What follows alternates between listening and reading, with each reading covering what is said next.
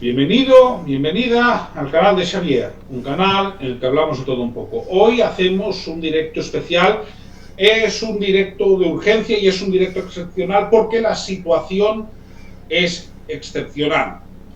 Ayer se inició una sucesión de ataques de misiles entre Israel e Irán. El contexto: los múltiples incumplimientos de Irán frente a las organizaciones internacionales en relación con su arsenal armamentístico y sus programas nucleares. Esto ha traído consigo una escalada. Ahora mismo estamos hablando en sábado, poco antes de las 7 menos cuarto de la tarde en Israel. Los ataques se sucedieron ayer y a primera hora, y para hablar, para tener la información, para saber qué está pasando realmente, he creído necesario invitar a quien sabe y a quien conoce el contexto. Por eso tengo aquí a Juan Carlos Pérez, a Rachaldeón. Juan Carlos. Rachaldeón, buenas tardes. Y a Gustavo Beidler. Muy buenas tardes, Gustavo. Buenas tardes, dejemos en claro que el que sabe es Juan Carlos. Entonces, esto es muy sencillo. Empecemos. ¿Cuándo empezó esto? ¿Por qué ha sucedido esto? Esto empezó en el año 1979, cuando el movimiento religioso de los ayatolás dio un golpe de Estado en Irán y juraron destruir Israel. Ahí empezó. Y hoy lo que se está dando es algo así como el levantamiento del gueto de Varsovia, y hay un público que se queja porque los judíos no se dejan matar. Muy resumido, eso es lo que está pasando. En el año 1979 asumen los ayatolás y juran que van a borrar del mapa a la entidad sionista, porque así le llaman ellos a Israel, porque no reconocen a Israel, entonces le dicen la entidad sionista. A partir de ahí comenzaron a armarse, tuvieron que crear la Guardia Revolucionaria, que depende directamente del ayatolá, para poder evitar, por ejemplo, un golpe de Estado. ¿Por qué? Porque Irán tiene dos ejércitos. La Guardia Revolucionaria, que decía recién, que depende del ayatolá, y después el ejército de la República, que depende del presidente de la República. ¿Correcto? Bueno, para evitar un golpe de Estado, ellos tienen una Guardia Revolucionaria que es más poderosa que el propio ejército de Irán. ¿De qué se encarga esa Guardia Revolucionaria? De que el que mande sea el ayatolá. O sea que todo aquel que hoy en día defienda a Irán, lo que está defendiendo es el derecho del Estado a ejecutar homosexuales por ser homosexuales, a lapidar mujeres por ser violadas, porque si una mujer es violada, es culpable de la violación por haber incitado al hombre a violarla. Después tenemos, hubo un caso muy famoso de una muchacha que le gustaba el fútbol y quería ir al estadio a ver fútbol, pero las mujeres tenían prohibido entrar a un estadio de fútbol. Hasta que finalmente, después de muchas protestas en varios lugares del mundo, el presidente decidió que las mujeres podían ir al estadio. Y cuando esta chica fue al estadio, fue arrestada porque el ayatolá estuvo en contra y la Guardia Revolucionaria la llevó presa. Esto es algo de que muy poca gente se acuerda. Pero las mujeres, de hecho, carecen de derechos porque no son seres humanos para los ayatolás, para estos religiosos. Pero, reitero, comenzaron una carrera armamentística, tuvieron 10 años de guerra con Irak, 1 millón de muertos.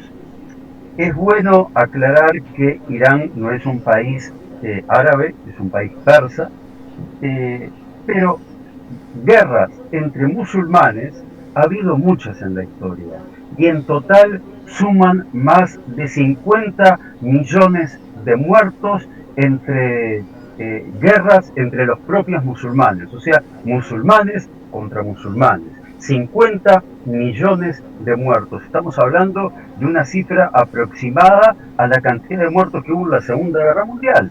Bueno, Luego de esa guerra, Irán continuó armándose y últimamente decidió ir tras la bomba atómica.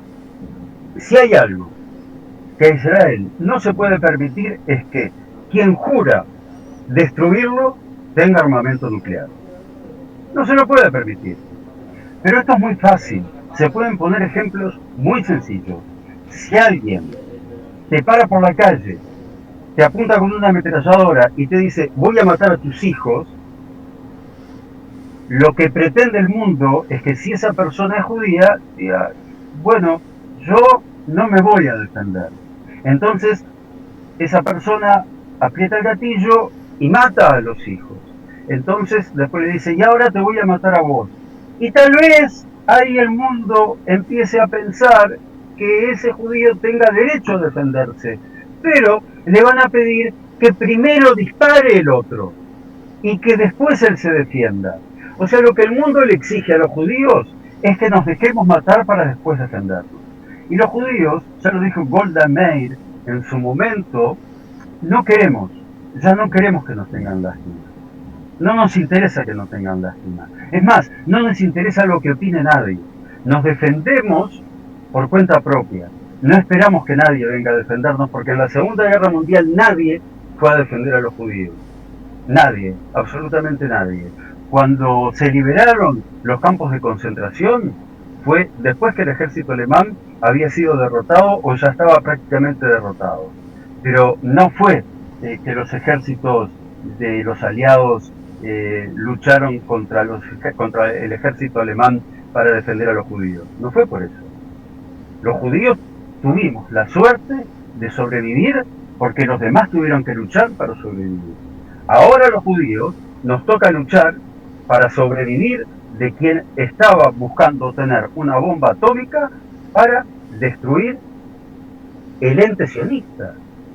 Y encima tenemos que soportar que el cómplice de terrorismo y corrupto que ocupa el sillón de secretario general de la ONU condene los ataques de Israel. O sea, Israel no tiene derecho a defenderse para la ONU. Bueno, señores, tendremos que pasarnos, como decimos los judíos, a la ONU por el tuje. Porque tenemos que defender nuestras vidas. Y de esto se trata lo que está pasando. Israel está defendiendo la vida de sus civiles y es importante tener en cuenta una cosa. La famosa cúpula de hierro, que tiene entre el 90 y el 95% de efectividad, permite, lamentablemente, que algunos misiles entren a territorio israelí, caigan como cayeron en el día de ayer en Tel Aviv. ¿Dónde cayeron? En el centro de Tel Aviv. ¿A quién mataron? Por el momento, a 2 civiles o a 3. No sé porque no, eso es algo que puede cambiar en cualquier momento y creo que hace un ratito, habían confirmado la muerte de un tercer civil. Mientras que todos los objetivos por los que fue Israel en Irán fueron militares. Sí, seguramente, y acá es donde me ayuda Juan Carlos porque es lo que siempre se me va, las muertes que uno no desea. Daño colateral. Gracias, el daño colateral. Collateral damage, en inglés. El daño colateral siempre existe y lamentablemente siempre va a haber inocentes que mueran en una guerra. En la mayoría de las guerras, la mayoría de los muertos son inocentes. En las únicas guerras en la cual la mayoría de los muertos son militares son las guerras en las que ha participado Israel a partir de 1948. Así que miren para otro lado, muchachos, no miren para Israel. ¿Quieren condenar a alguien? Como digo siempre, y lamento decirlo con 2 amigos que son europeos, miren a Europa, que es el continente que continuamente le quiere dictar normas de conducta al resto del mundo, pero es el continente que más guerras ha tenido, que tiene guerras prácticamente, yo siempre digo en todos los siglos y debo decir en realidad prácticamente en todas las décadas, y recuerdo la guerra de los Balcanes como una de las guerras más sangrientas que hubo en los últimos tiempos, y si los palestinos hubieran sido parte de la guerra de los Balcanes, hoy nadie los recordaría, serían parte de la historia. Muy buena introducción, Gustavo.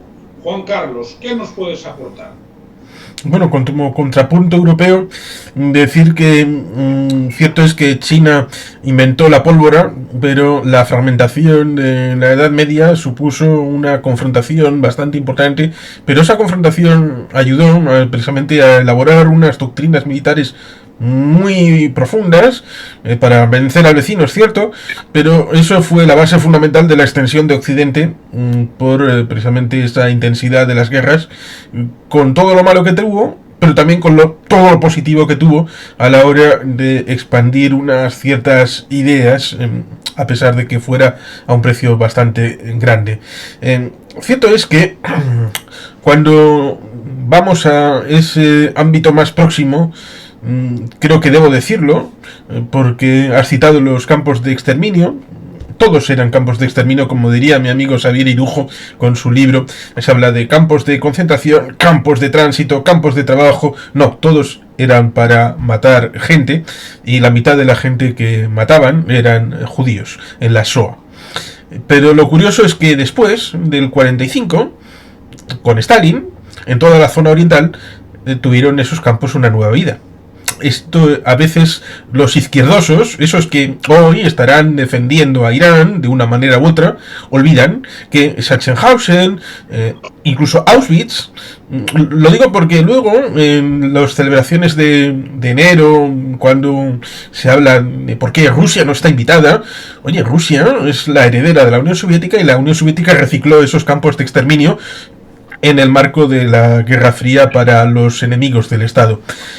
Y eso quería decirlo, quería mencionarlo. Lo mismo que el arma nuclear.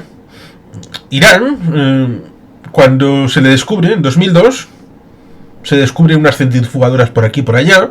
A ver qué está usted haciendo. Pues, se cita habitualmente el tema de las fatwas. Hay una fatua contra Salman Rushdie, que hizo en 1989 el libro aquel Versos satánicos, que incluso Xavier Arzayus dijo que era un libro anodino, bastante...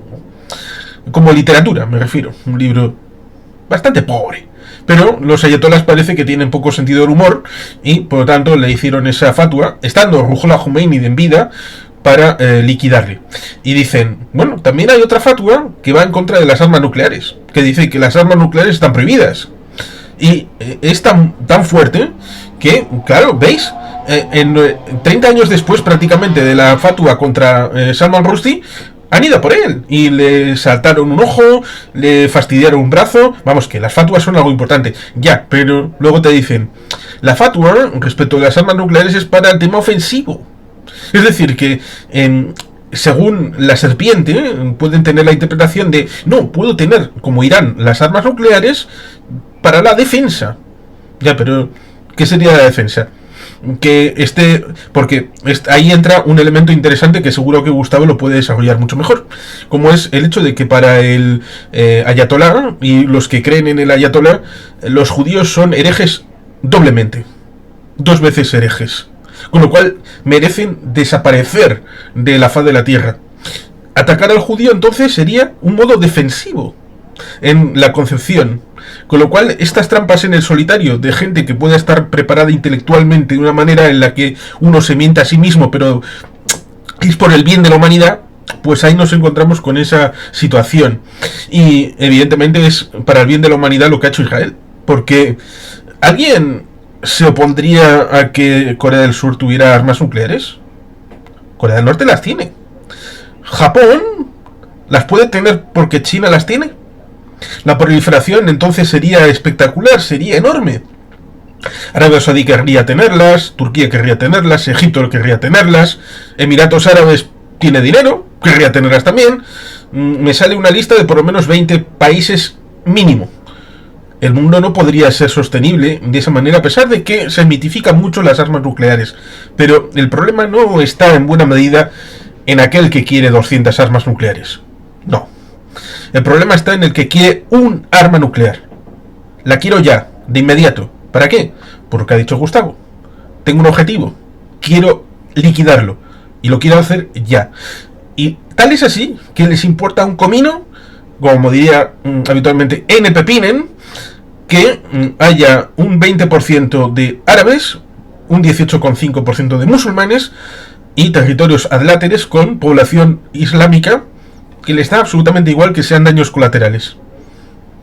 Si la tiran en Tel Aviv o en Jerusalén, imagínate alucinante tirarla en un lugar al lado de la cúpula de la roca, un lugar supuestamente sagrado, pero demostrarían que de sagrado nada, pues estarían afectando a sus queridos hermanos musulmanes, pero les da igual. Lo importante es su visión de lo que debe ser, y por eso hay que quitarles de en medio, también por las mujeres, también por los LGTBI, también por todo el ámbito social, porque ¿cómo han hecho todo este tránsito? Pues como lo hace cualquier dictadura, sacrificando mantequilla por cañones, sacrificando ámbito social por lo militar. Y con el petróleo que tienen, que... Joder, si Israel tuviera el petróleo que tiene Irán debajo, sería la primera potencia del mundo. Pero de largo. Pero Irán ha gastado ese dinero en proxies con los hutíes, con los de Hezbollah, con los de Hamas. Vamos, se entiende, ¿no? Hay que derivar ese dinero en beneficio ¿de quién? De la población de Irán. Y para eso, quien sobra es el que está ahora arriba, que es el que se está atrincherando precisamente con esta herramienta, como es el tema de... Hasta el punto, y con esto termino por ahora, para sortear los miembros de la OIA, incluso llegaron a evitar que entren los más capaces, que entren los más tontos, los que tenían menos capacitación técnica, para discernir a ver qué elementos tenían. Hasta ese punto llegaron a hacer la serpiente y la cobra con los miembros de la ONU, y curiosamente parece que los miembros de la ONU se dejaron hacer. Bien, lo primero, gracias por tu intervención, Juan Carlos. Buenas tardes, Muad'Dib, que es un fiel de este canal y otros con los que colaboramos. Voy a compartir con vosotros la comparecencia que hizo Benjamín Netanyahu, afortunadamente subtitulada y doblada al español, porque un servidor no sabe hebreo. Entonces, evidentemente necesito este tipo de ayudas. Vamos, la voy a poner. Y así, pues tenemos más contexto.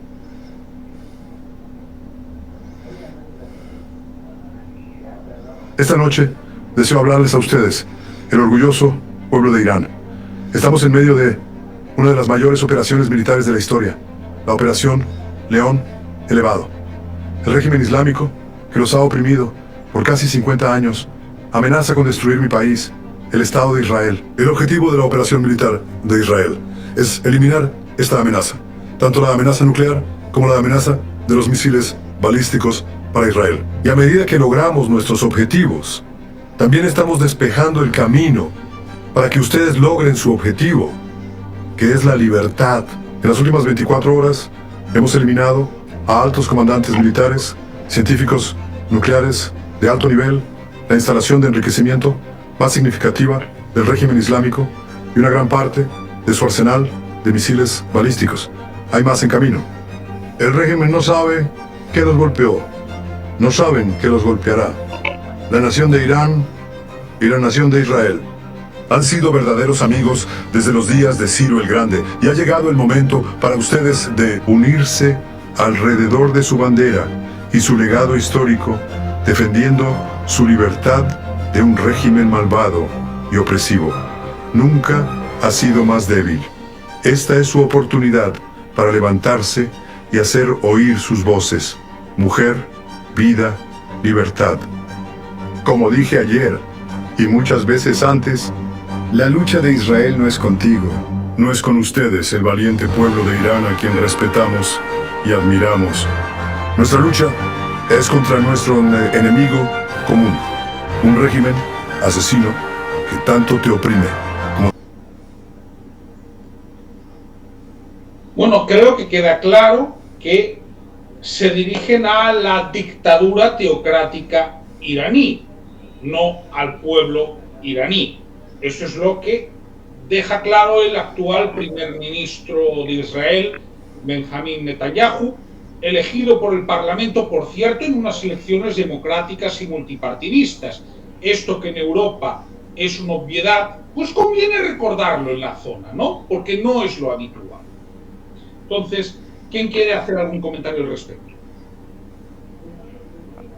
Bueno, yo nunca me había sentido tan representado por Netanyahu como en los últimos tiempos.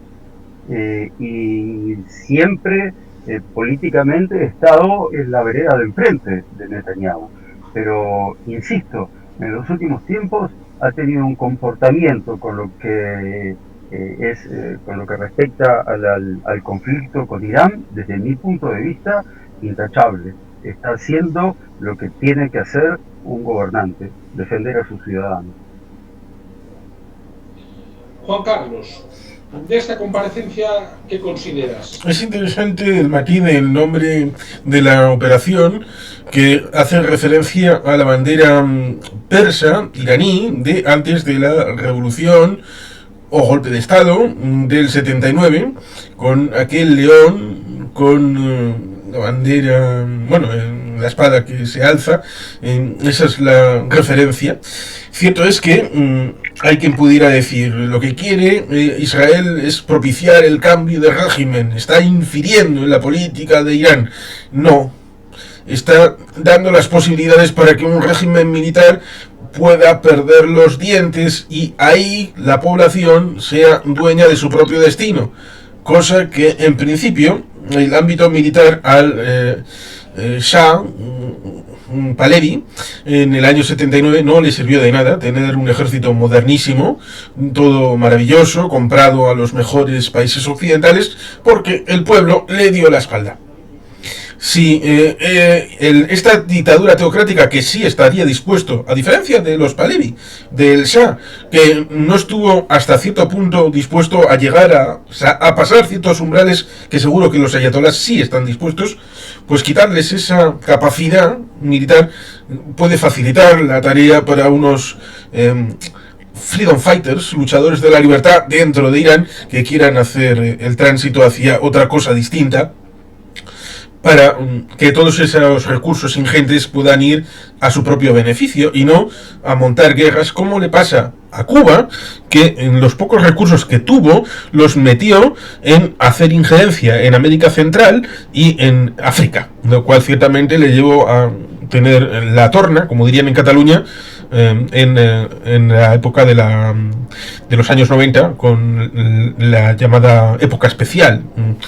Con lo cual, ahora es cuando le toca la torna a la dictadura, cuando le toca la torna a la teocracia iraní, y por eso el discurso, que no es el primero, no es novedad, porque incluso en tiempos de Obama, con el Año Nuevo Persa, daba un discurso especial al pueblo iraní, con lo cual no es la primera vez que un ámbito occidental le lanza un mensaje. Ya sé que Obama, como personalidad, tiene sus más y sus menos, en tanto en cuanto fue aquel que ideó la posibilidad de un equilibrio estratégico en donde Estados Unidos aceptaría que Israel e Irán tendrían el arma nuclear. Se equivocó.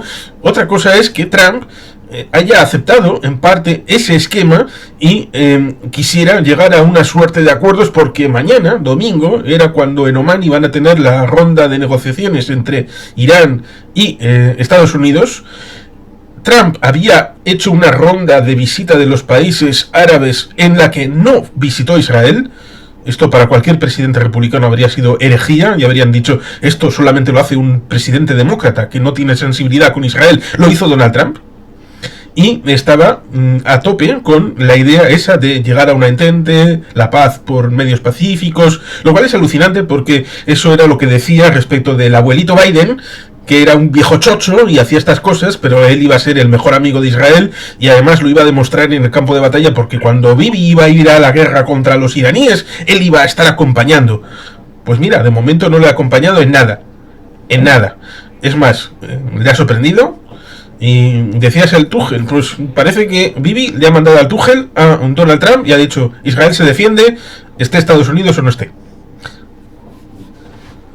Bien, ahí tengo que entrar en el juego geopolítico. Francia, que es la principal potencia nuclear europea, a veces lo olvidamos, ya ha declarado que estaría dispuesta a defender a Israel si fuese necesario.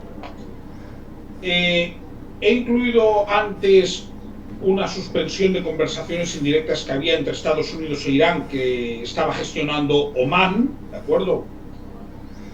Y tengo que preguntar, ¿qué posicionamiento están teniendo los distintos estados europeos y occidentales? Entiendo que Estados Unidos, con la boca pequeña, pero va a defender a Israel. Yo a eso añado un pequeño detalle. Francia estaba en un plan para una reunión bipartita patrocinada por Arabia Saudí y Francia con el amparo de Naciones Unidas para hablar de la supuesta posición de los dos estados. Esa es la posición de saque del señor Macron y de la Francia cuando se topó con este pastel. Gustavo, ¿tú qué estás viendo en el posicionamiento? Primero parece un poco ridículo en este momento hablar de dos estados, porque sería premiar la forma de lucha de Hamás. O sea, invadimos, violamos, secuestramos, asesinamos y nos ganamos un estado. Primero, la derrota de Hamás, el desarme de Hamás, la reconstrucción de Gaza, y luego hablar de un Estado palestino, en caso de que sea posible. Yo veo que la posibilidad real de que exista un Estado palestino está cada día más lejos por propia responsabilidad de los palestinos. En el día de ayer, mientras volaban misiles iraníes sobre cielo israelí en Cisjordania, estaban festejando. Mientras tanto, 17 de esos misiles estaban cayendo en Cisjordania, de los cuales 16 fueron interceptados por la cúpula de hierro de Israel, que podría haber dejado perfectamente que esos 17 misiles cayeran. Pero no. 6 fueron interceptados, uno lamentablemente cayó en una casa de familia.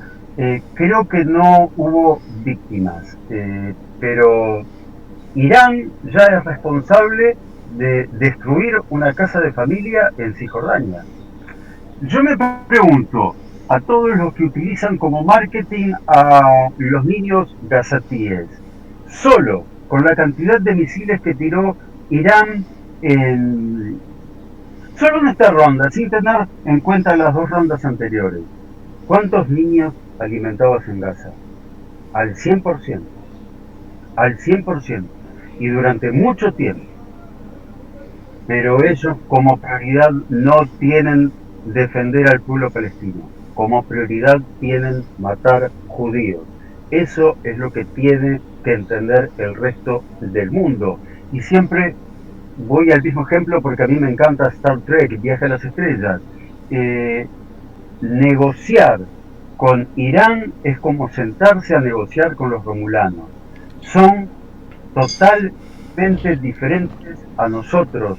Son una sociedad diferente. No tienen los valores que tenemos nosotros. Carecen. No es que no tienen valores. Carecen de valores. Es imposible tratar de razonar con la mente occidental qué es lo que está haciendo Irán. Es imposible. Es como pretender leer hebreo sin saber el alfabeto hebreo. Imposible.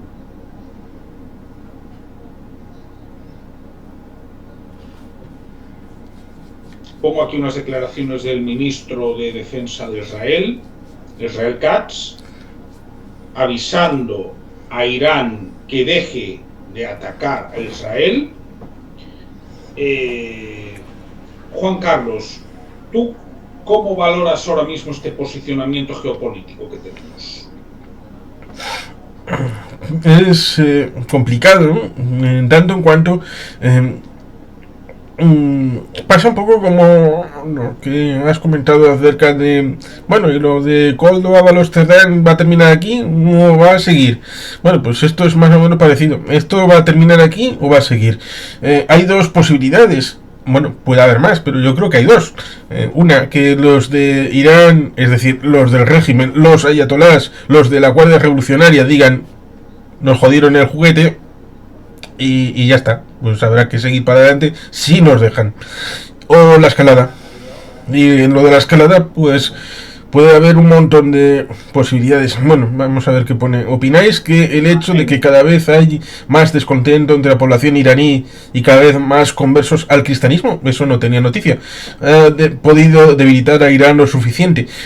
Recordemos que en el año 2011 hubo la llamada marea verde, con aquella revolución, con una situación complicada también con el tema electoral, también con sus jugarretas, porque claro, unas elecciones en Irán, aunque fueran la situación ideal, que ha habido más o menos una situación positiva muy pocas veces, estamos hablando de que es para elegir al presidente, y el que manda de verdad es el ayatolá y el colegio de líderes religiosos, y también en segundo término el que manda es el jefe de la Guardia Revolucionaria, que es el que tiene el 33%, algo parecido a Gaesa en Cuba, es el que tiene el poder económico. Gaesa tiene más. Sí, Gaesa tiene más del 40%. De todas maneras, Masenk, en caso de que tengas, por ejemplo, que yo no lo tengo, ya te lo digo de entrada, algún dato sobre estas conversiones al cristianismo, ¿no?, conmensurable, nosotros aquí lo analizamos con mucho gusto. Ahora bien, lo que ha dicho Juan Carlos, descontento entre la población iraní, hace tiempo que lo hay, pero es que claro, no podemos, digamos que, valorar el régimen iraní con los parámetros que utilizamos en Europa o que se utilizan en la mayoría de los países de Latinoamérica, ¿no?, si dejamos a un lado Cuba, Venezuela y Nicaragua. Es que Irán no es una democracia. Sí, no podemos poner en el mismo plano la salida de la dictadura de Rumanía con Ceausescu, de la situación de Paraguay con Stroessner, con la situación en Irán, porque estaríamos comparando tres cosas que no tienen ni el fondo ni la forma igual. De todas maneras, está muy bien hacer esta referencia. Muchas gracias por preguntar. A mí me gusta que la gente participe. Y además tengo la suerte de que por lo general tengo una comunidad muy respetuosa y muy educada, así que gracias por estar ahí. Vamos a ver, la pregunta que hemos de plantear, llegados a este punto, ¿cuáles son los escenarios a corto plazo? ¿Irán tiene mucha más capacidad para seguir bombardeando Israel? Sí, la tiene. Tiene un arsenal de misiles muy grande. Son décadas construyendo misiles. Ahora no recuerdo el número, pero creo que era como, se calculaba que tenían cerca de 10.000 misiles almacenados, y de momento llevan disparados menos de 1.000 desde el primer ataque que hubo hace meses hasta ahora. Creo que se dispararon unos 500 misiles, así que les quedarían más. No se sabe cuántos ha destruido Israel, porque en el primer ataque que hizo Israel se destruyó muchísimo la capacidad de disparo que tiene Irán, pero obviamente hay algo que se llama censura militar, que es para evitar darle datos al enemigo. Entonces, ninguno de nosotros en este momento sabe cuántas armas le está quedando a Irán, pero seguramente que le quedan. Lo que no tiene es fuerza aérea.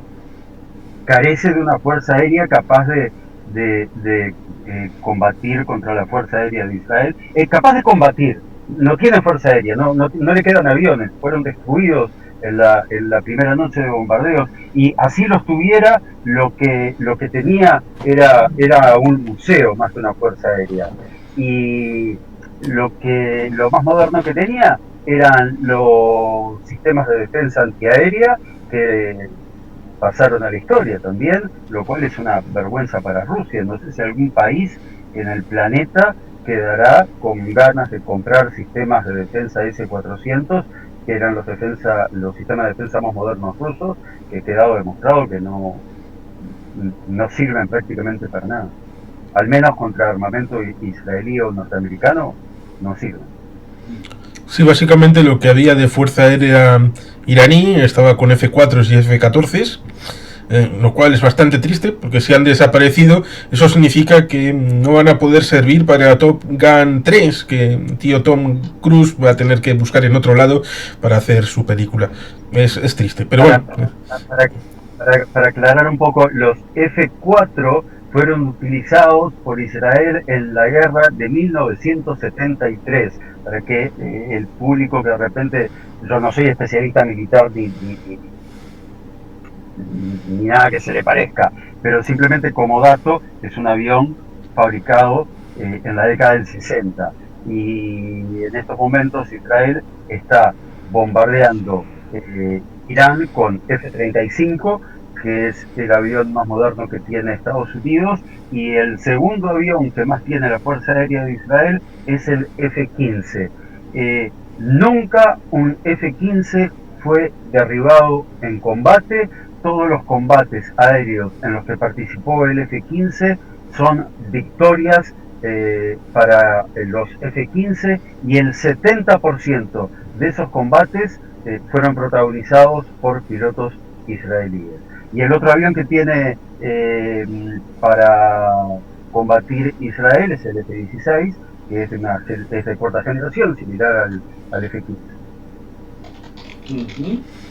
Sí, efectivamente, Irán pensó que era buena idea centrarse en antiaéreos, porque bueno, pues le dio por pensar por ahí que los enemigos estaban bastante lejos, sobre todo pensando en Israel, pero las cosas evolucionan y tienen su paso a través de la tecnología. ¿Y quién va a decir algo en contra del hecho de que Israel es la Startup Nation, es un país con una tecnología avanzada? Cierto es que desde hace 40 años, pero son 40 años de empezar a profundizar en estos aspectos, hasta el punto de que es el segundo país con mayores empresas cotizadas en el Nasdaq de Nueva York, en el índice tecnológico de la bolsa de Estados Unidos.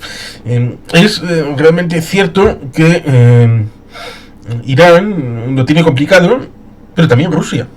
¿Por qué? Porque si tuviera 10.000 y habrían lanzado 1.000, contando no solamente lo de ahora, sino también las dos oleadas del año pasado, que alguno lanzó por ahí, 9.000, pues imaginemos que los lancen todos, pero luego, claro, se te acaba el almacén, y que se te acabe el almacén significa eso, que se te acaba el stock, punto. Y cuando están vendiéndole stock a Rusia, que no sé cuánto les habrá vendido, también de drones Shahid, y con lo cual cuando se te acaba el almacén, eso significa que ¿qué vas a hacer después? Bueno, pues debo decir que me han pasado información sobre los cambios religiosos en Irán y vale la pena compartirlos aquí. Me han pasado 2 artículos. Muchas gracias, Masenk. Vamos a poner uno de ellos, traducido al castellano, también debo decirlo, que es una traducción. Buenas noticias de Irán, 1 millón de nuevos creyentes cristianos. Ojo, con un detalle que conviene no olvidar. La apostasía en Irán está penada de una forma extremadamente severa si se es hijo de musulmán. Cosa que, dicho sea de paso, no sucede en Israel. En Israel se puede ser judío, se puede ser cristiano, se puede ser druso, se puede ser musulmán y se puede ser ateo. Y no pasa nada. Este no es el caso de Irán. Voy a leerlo, ¿de acuerdo? Buenas noticias de Irán, 1 millón de nuevos creyentes cristianos. ¿De acuerdo? Entonces, las cifras, que esto es lo que he podido leer, varían mucho según la estimación, pero no dejan de ser importantes. En algunos casos hablan de 500.000, en otros casos se habla de 1.000.000. ¿De acuerdo? Pero es que estamos hablando de un estado teocrático, donde ser cristiano es un problema, ¿eh? Yo hay una de esas preguntas que pone: ¿y si te dijera que el mejor evangelista de Jesús fue el Ayatollah Khomeini, fundador de la República Islámica? Eso no tendría nada de intencional, porque Jesús aparece bastantes más veces que el profeta Muhammad dentro del Sagrado Corán. Con lo cual, bueno, dale, Gustavo, lo que ibas a decir, disculpa. No, quería decir que en Irán hay 90 millones de habitantes. O sea que 1.000.000 es nada. Bueno, eso sí, ¿se sabe algo que haya dicho Francisco o León XIV que haya pensado en dar cobertura, aunque sea solo 1.000.000 de nuevos fieles? Bueno, pues igual se le ocurre proteger a estos, pero por lo menos a Francisco estaba muy obsesionado con llamar todos los días a la única iglesia que había en Gaza, a pesar de que creo que los católicos los largaron todos a Chile, que es donde viven los palestinos cristianos, pero ciertamente estaba obsesionado hasta el punto de que desatendió África, Asia, vamos, una barbaridad. Espero que León XIV tenga esto en cuenta y que proteja a los fieles, que creo que para eso está, para eso es el pastor de todos los católicos y faro de los cristianos. Claro, pero, por ejemplo, hablamos de 90 millones en Irán, sí, pero todos sabemos, y Gustavo lo sabe mucho mejor que nosotros, que ser de una minoría en un país que la persigue es mucho más complicado. Muchas veces se silencia. Por lo tanto, las estimaciones que tú puedes hacer son mucho más complicadas, son mucho más irreales. Es que esto es como preguntar en la década de 1940 o 1950 en una encuesta ¿cuántas personas en España querían que desapareciera Franco? A ver cuánta gente lo decía. Quiero decir, se hacen estimaciones aproximadas, pero lo que sí está sucediendo en Irán es que hay conversiones al cristianismo que antes no había. Que esto en 90 millones sea muy poco, sí, pero es que muchas veces, y eso tú lo sabes, Gustavo, como miembro del pueblo judío, mantener la identidad judía es una forma muchas veces de resistencia. Es fundamental. A ver, como judío y ateo que soy, yo reconozco la importancia de la religión dentro del pueblo judío porque es la base para mantenernos unidos después de más de 3.000 años. Los judíos seguimos siendo judíos gracias a los judíos religiosos, que jamás nos obligaron a los judíos ateos a ser creyentes y jamás una persecución de judíos religiosos a judíos ateos. Siempre se le ha abierto la puerta a los judíos ateos dentro de lo que son las sinagogas, por ejemplo. Yo tengo amigos rabinos que me llaman por teléfono, que yo los llamo a ellos, bueno, tengo charlas con amigos rabinos en mi canal, pero quiero dejar una cosa muy en claro. Para Israel no existe una guerra religiosa y hay un dicho que dice que dato mata relato. Israel, primeros ministros desde su fundación hasta el día de hoy, solamente Bennett, que fue primer ministro durante un año, usaba kipá y era de los religiosos los más él es dentro de los religiosos de los más, ¿cómo podría decirse? Como si fuera un cristiano, digamos, para que se entienda. Imaginen un cristiano que va todos los días a trabajar, que come lo mismo que todo el mundo, pero que el domingo él va a la iglesia de mañana y va a misa. Y nada más. Eso era Bennett. El resto podrían ser creyentes, pero ninguno religioso. Ninguno religioso. Ningún primer ministro israelí usaba kipá. Golda Meir era, no sé si era atea, pero no era religiosa. Tal vez creía en Dios, no lo sé. pero no tenía una vida religiosa. Ningún primer ministro de Israel tuvo una vida religiosa, ninguno, ni de izquierda, ni de derecha, ni de centro. Así que para Israel, no, la guerra no es religiosa, es de supervivencia, nada más. Correcto. Dice Masen, ¿podría ser el inicio del fin de la teocracia? Bueno, todo lo que sean espacios no monopolizados por el régimen iraní, lo es. Eso que has comentado y que he mostrado aquí puede ser un indicio de un cambio de mentalidad en determinados sectores de la sociedad iraní, de la misma manera que el aumento de ateos, lo que sucede es que eso es mucho más difícil de cuantificar en Irán, también podría ser un signo de eso. No obstante... Sí, ahí si puede ser el final, por la vía externa, en círculos concéntricos. China, si le garantizas de que va a seguir suministrándose de petróleo, probablemente le dé igual, se la trufe, que en Irán haya una república, una monarquía, que estén los clérigos, que estén... da igual, que se conviertan todos los iraníes al judaísmo mañana, o que se descubra que son extraterrestres. Por la parte interna, las redes clientelales dentro de Irán están dispuestos a cambiar el régimen siempre que sigan teniendo contratos con el Estado. ¿Hasta qué punto el poder de la Guardia Revolucionaria iraní tiene posibilidades de, por un lado, seguir defendiendo a los ayatolás, pero por otro lado también dar un golpe de Estado y montar un régimen de dictadura militar que tenga un aire nuevo, pero para ser en el fondo exactamente lo mismo, pero que quiten únicamente el tema religioso y que...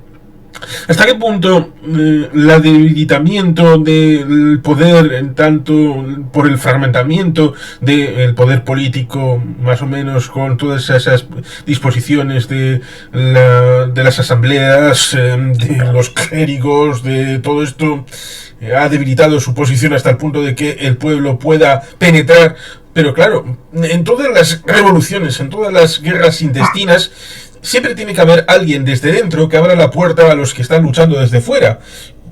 Con lo cual, ¿hasta qué punto ciertos colectivos dentro ven como mayor peligro el hecho de sostener todo como está, en vez de buscar algún cierto grupúsculo de dentro, acuerdos con los de fuera para transformar el régimen en algo distinto? ¿Y en qué vía se puede hacer? Esto pasó en España, respecto de aquellos círculos que estaban dentro, que vieron cómo las circunstancias internacionales favorecían un cambio que hacían inevitable, y esas posiciones pues se salvaguardaron con la ley de amnistía, establecieron un cierto pacto para que pasaran a ciertos partidos políticos y a partir de ahí estructuraran una vía, por ejemplo los azules participando dentro de la UCD. Ahí es difícil porque no es exactamente lo mismo, pero el principio puede ser válido, el principio activo. Así que depende de ese juego de fuerzas dentro de la sociedad iraní, de a ver si el régimen se puede mantener, puede cambiar y en qué modo puede cambiar, porque no todos los cambios pueden ser en positivo. No, totalmente. Tenemos aquí, lo tengo que poner, al pato Donald. Declaraciones de Donald Trump. Esto no ha hecho más que empezar. Lo pongo en contexto. En un primer momento sale el secretario de Estado, Marco Rubio, diciendo que los ataques de Israel han sido iniciativa de Israel, ¿de acuerdo? Y posteriormente sale este personaje inclasificable que ocupa ahora la presidencia de los Estados Unidos, con ese lenguaje hiperbólico, ¿no?, que tanto le gusta a él, diciendo que esto no ha hecho más que empezar. A ver, yo tengo que hablar de Donald Trump porque Estados Unidos es el principal aliado tradicional de Israel. Por lo tanto, yo he de preguntar directamente, ¿cuál consideráis que va a ser el papel de Estados Unidos en esta crisis y si realmente Estados Unidos va a estar a la altura de como siempre ha estado con Israel? Sí, lo va a estar porque Donald Trump tiene un ego tan grande que no entra dentro de él mismo. Y ese ego, él lo que quiere en este momento es aparecer tipo Superman, tipo el zorro, a último momento y ser el hombre que traiga la solución y que salve al mundo.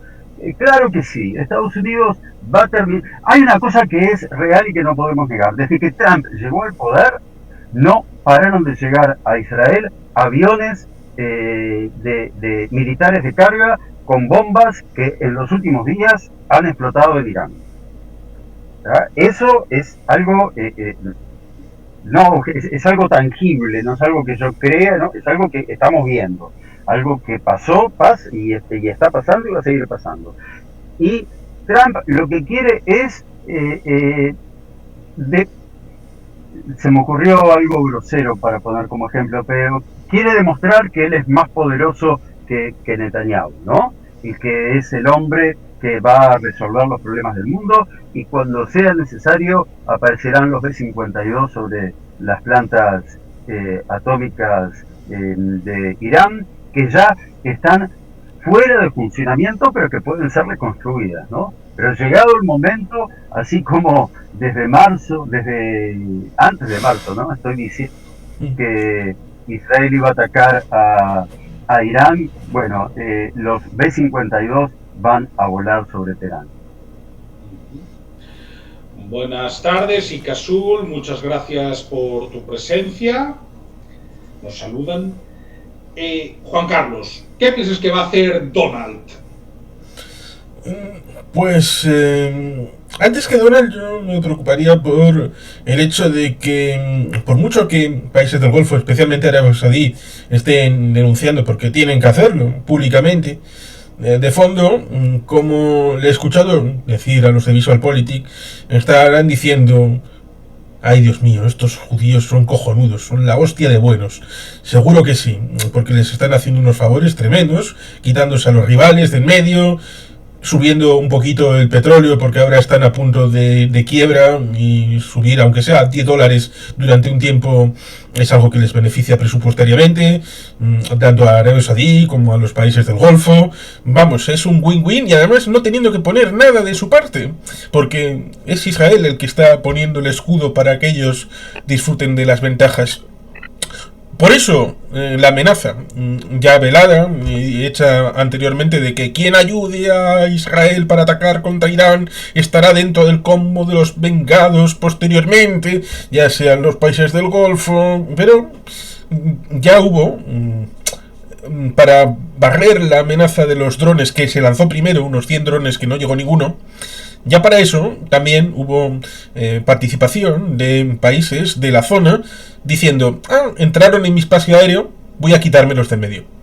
Es una trampa para el solitario, porque es decir, todo el mundo sabe que esos no iban para esos países árabes, era para ir hacia Israel, con lo cual al derribarlos estabas haciendo un favor a Israel, pero en su mente, de momento, para la sociedad de ellos, les dicen: ha entrado en nuestro espacio aéreo, no sabemos a dónde va, o no queremos saberlo, los derribamos, pero ojo, igual para el iraní, que es Ayatollah que está por ahí, o el líder de la IRGC, está diciendo: ya, tú me querrás decir cualquier cosa, pero al final has ayudado a Israel. Así que dependerá de cómo vaya la cosa. Si la cosa se va de madre, entonces sí participará Estados Unidos, pero porque no le quedará de otra, porque habrán atacado las bases de Estados Unidos en la zona CENTCOM, y si hacen eso, pues el público de Estados Unidos, que es el que paga el presupuesto, le exigirá a Donald Trump: oye, han matado a nuestra gente, han destruido a cosas que hemos pagado con nuestros impuestos, o te vengas, o vamos a ir con unas antorchas a la Casa Blanca y te vamos a prender fuego. Efectivamente, tenemos aquí a Delfín Gil, que nos saluda. Muchas gracias por tu like. Y bueno, comenta que Trump quiere el Premio Nobel de la Paz. Bueno, Delfín, Trump quiere muchas cosas, ¿no? Es decir, por pedir que no quede, capaz de cualquier cosa. Bueno, yo esta semana, modestia aparte, hice un vídeo explicando cómo, a mi juicio, es opinión personal, Donald Trump ha jugado con la vanidad de Elon Musk, ¿no? Más allá de sus hipérboles y de sus cuestiones morales, que para mí en algunos casos son bastante discutibles, no podemos considerar que Donald Trump sea un tonto. Partamos de ahí. Luego podemos ir a otras vertientes, pero un tonto no es, porque, como diría en argot taurino, a Elon Musk se lo ha pasado de pitón a pitón. ¿De acuerdo? Quiero comentar algo, lo iba a poner en un banner, pero lo voy a decir a viva voz. El cónsul de Croacia en Tel Aviv y su mujer han resultado heridos por los ataques de Irán. Levemente, pero se acaba de confirmar que resultaron heridos, ¿no? Esto nos da una idea de que, a ver, no se piensen que Irán responde de una forma proporcionada, porque los ataques de Israel han sido a instalaciones nucleares. Los ataques de Irán son contra población civil. Y esto es muy importante dejarlo claro, porque muchas veces se olvidan estos detalles. Y son detalles significativos. Sí, ayer estaba comentando precisamente en Belum Martis que, dada la dispersión, que se comentaba de decenas, pero pueden ser hasta centenares de metros de diferencia entre el objetivo que quieren tocar respecto de aquel que tocan efectivamente, y que podían buscar, y hay bases en zonas no urbanas, está también Dimona, que podían haberla intentado atacar, pero buscaron atacar las ciudades. Eso ya da una idea. Que podía ser que, dado que hay países que no reconocen a Jerusalén como capital indivisible y única de Israel, pues dado que hay muchas delegaciones diplomáticas en Tel Aviv, pues podía ser que uno de esos pepinos lanzaran sus metrallas hacia delegaciones, como le pasó a la China en la guerra de Kosovo en 1999. Han atacado, y ya se ha verificado, a representantes diplomáticos de un país de la OTAN y de la Unión Europea. Solamente eso, si nos ponemos tontos, podría significar la aplicación del artículo 5. Correcto. Confirmado por el Ministerio de Exteriores de Croacia, por el propio ministro. Es decir, ahí no hay discusión. Hay dos comentarios de Masenk que voy a poner. Uno de ellos porque tú esto lo llevas diciendo 9 años, Juan Carlos. Sí. Es decir, Masenk, Juan Carlos lleva diciendo esto por escrito, que yo sepa, desde 2016, ¿correcto? Sí, desde que escribí aquel artículo el 1 de agosto del 2016. Musk tampoco creo que sea inocente. Sí, porque hay gente que habla de que el padre de Musk fue a atacar a Occidente de una reunión en el Kremlin, en Moscú. Y se olvidan de que ese papá de Musk en los años 80 en Sudáfrica obtuvo su dinero. ¿Qué pasaba en Sudáfrica en los años 80? El apartheid. El apartheid. Comenta Masenk justo después, sí, efectivamente, pero es que, ¿qué nos pensamos que es Irán? Irán es una dictadura teocrática. Iba a decir algo altisonante, pero no quiero que me maneen, pero ¿a Irán desde cuándo le ha importado atacar a la población civil? Digo, a la actual teocracia. ¿Desde cuándo? Vamos a ver, si es un régimen que ahorca a la población LGTBI. No, efectivamente. Y, confirma más en Juan Carlos tiene razón, se podría aplicar ese artículo, el que tú has comentado anteriormente. Sí, creo que voy a leer algo que dijo el Ayatollah Ruhollah Khomeini, a ver si lo encuentro, que lo tenía por aquí en Facebook, no, en WhatsApp, está por aquí en uno de los, a ver, aquí. Las prisioneras vírgenes deberían ser violadas antes de ser ejecutadas para que no vayan al cielo. Ayatollah Ruhollah Khomeini.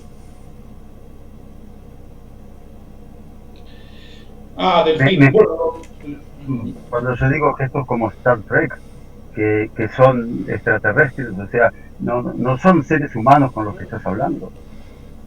Y eso lo has dicho ya al principio del directo, de hecho, Gustavo, sí. Delfín, sí, estoy de acuerdo con lo del ego de Trump. Claro, pero es que aquí pregunta algo Masenk. Vamos a ver, estas valoraciones son selectivas. Lo he contado otras veces, pero te lo voy a contar. Vamos a ver, yo llevo meses reclamando que el señor Karim Khan procese a Nicolás Maduro por crímenes de lesa humanidad. Pero resulta que es mucho más diligente para hacerlo con Netanyahu, ¿no? Yo dejo en el aire esta cuestión sobre cómo actúa la Corte Penal Internacional. Porque la Corte Interamericana de Derechos Humanos, la CIDH, dependiente de la OEA, ya estableció la idea de que en Venezuela se cometen delitos de terrorismo de Estado.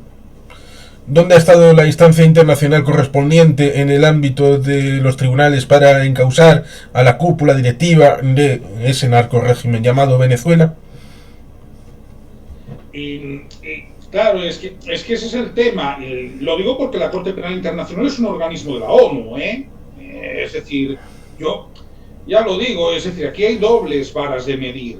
Entonces, yo entiendo, y además voy a decir una cosa. Mira, cuando a mí me dicen, y esto me lo dicen muy a menudo y no voy a decir el nombre, aunque Masenk seguro que te viene a la cabeza el nombre. Cuando a mí me dicen, tú ves la televisión, tú lees los periódicos, tú escuchas la radio, vale, lo primero que hay que hacer es tamizar esto, como decía Sócrates, ¿no? Entre otras cosas, porque la información oficial que se come la ONU y que se comen casi todos los corresponsales de televisión y medios de comunicación europeos es la información que, por ejemplo, en Gaza da el Ministerio de Sanidad de Hamás. Y hay que empezar por decir eso. Y ahí permitime agregar una cosa. Uno de los principales medios de propaganda que amplifica todo lo que dice Hamás es la BBC de Londres. Y pese a eso, hace creo que una semana en Newcastle los estudios de la BBC de Londres fueron atacados por musulmanes que destruyeron todo lo que tenían a su paso. Claro, entonces, vamos a ver, y esto ya es una opinión personal mía, yo soy partidario del concepto de justicia universal, sí, yo soy partidario del concepto de crimen de lesa humanidad, sí, pero viendo cómo actúa la ONU, viendo cómo actúa la Corte Penal Internacional, viendo los sesgos clarísimos que hay, yo podría hablar de cuestiones personales mías que Juan Carlos, por ejemplo, conoce perfectamente, ¿no? Pues yo caso a lo que digan los medios de comunicación y caso a lo que venga de la UNRWA, que tenía infiltrados terroristas que participaron en el ataque del 7 de octubre, como sabemos en este canal, como sabe mi amigo Gustavo, y como sabe, no voy a decir el nombre porque no viene a cuento, una persona que yo he entrevistado aquí varias veces, porque lo padeció. Después de todo esto, y de conocerlo, porque uno puede ser ignorante, pero lo que no puede ser es un cínico. Yo sabiendo todo esto que sé ahora, no me puedo tomar muy en serio lo que me venga de la ONU, lo que me venga de la UNRWA o lo que me venga de la Corte Penal Internacional. El día que realmente podamos hablar de una cuestión independiente, hablaremos. Dime, Gustavo. No, hace unos días Hamás asesinó a 5 integrantes de una ONG que se encargaba de repartir ayuda humanitaria en Gaza y habría secuestrado por lo menos, no se sabe, pero aproximadamente entre 10 y 15 personas.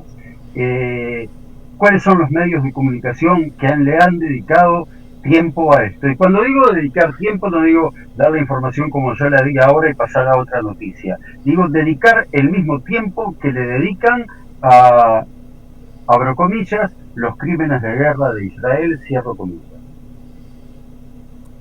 En Sudán, a diferencia de lo que acusaron falsamente, como descubrimos un poquito después, pero la primera versión siempre es la que se queda, acusaron de haber disparado contra una delegación en Jenin, cuando esa delegación de diplomáticos nunca ha querido ir a Gaza a ver lo que hay, ni para investigar a ver si había pruebas de vida de los secuestrados por Hamás.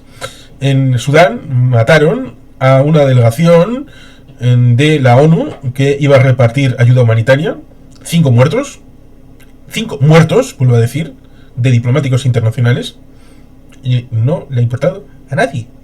No use, no news.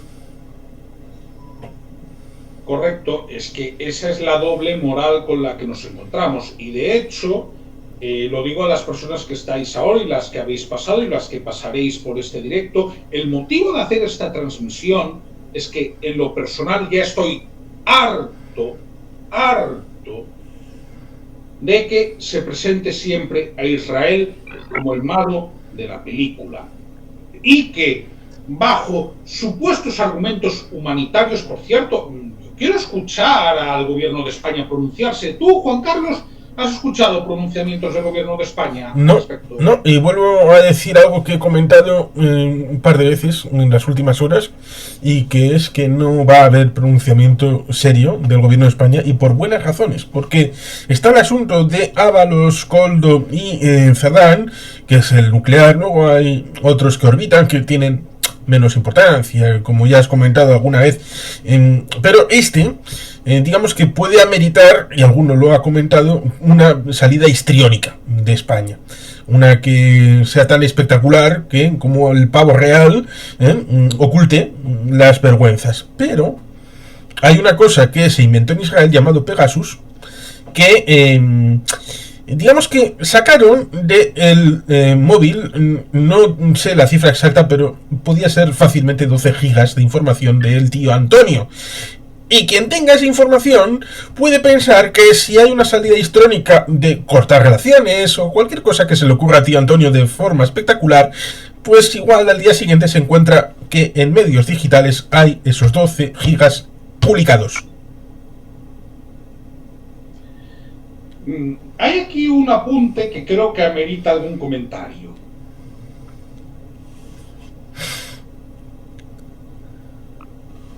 Es importante tener en cuenta que Hamás en las últimas semanas ha ejecutado a varios palestinos que se encargaban de organizar estas marchas, y que tampoco han habido denuncias por parte de Guterres, este terrorista que ocupa el sillón de secretario general de la ONU. No hubo ningún comentario de él con respecto a eso. Lo único que ha hecho Guterres en los últimos días es condenar el ataque de Israel a Irán, pero no ha dicho absolutamente nada de estas manifestaciones ni de los asesinatos de los organizadores.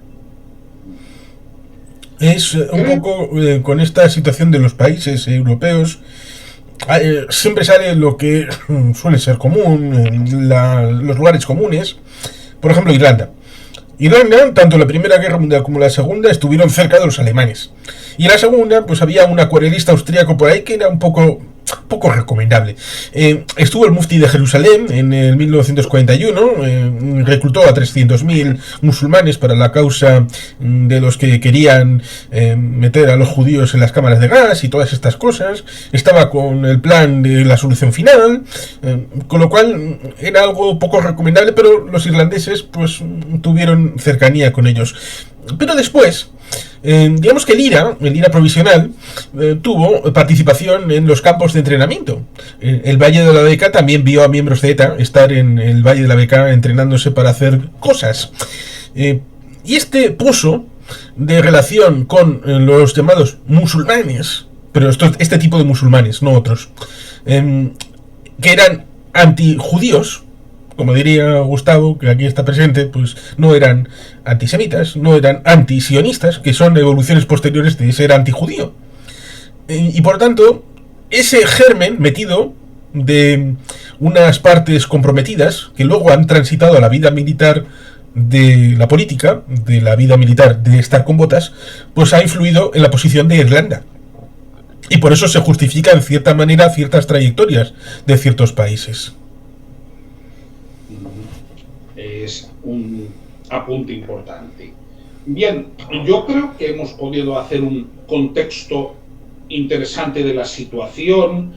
Veremos cómo evoluciona. Nosotros tampoco tenemos una bola de cristal, de manera que habrá que ver si escala más, si no escala más, qué sucede. Al final, todo lo que tenga que ver con Israel tiene ese elemento de impredecibilidad, aunque Israel, cuando se ve claramente atacado, se intenta defender, ¿no? Pero creo que como mínimo ha quedado claro el contexto, por qué sucede esto, las probables derivadas, y a mí lo que me queda es daros las gracias a todos, darte las gracias a ti, Gustavo, por estar una vez más y dar la cara como miembro del pueblo judío. Creo que esto es importante. Quiero darte las gracias a ti, Juan Carlos, una vez más dándonos tu conocimiento, que es bastante e importante, y dar las gracias a las personas que habéis estado en el chat. Ya digo, tengo la suerte de tener una comunidad bastante sana y es algo que yo agradezco y que es participativa y que casi siempre da gusto de subir para poder aclarar dudas o preguntas. Y nada, esto lo dejamos aquí. Decir que mañana hay directo venezolano a las 9 de la noche, ¿de acuerdo? Hablaré del circo que Nicolás Maduro monta para el 27 de julio, curiosamente para hacerlo coincidir con las elecciones de hace un año, ¿no? Y ya digo, esto está abierto, si hay alguna novedad de importancia, pues probablemente la volveremos a tratar, pero reitero, os doy las gracias por estar aquí. Y a los que habéis estado, pues si os ha gustado ya sabéis, comentad, compartid, dadle al me gusta o suscribíos. Venga, un saludo y nos vemos en el próximo. Am Israel Jai. Am Israel Jai.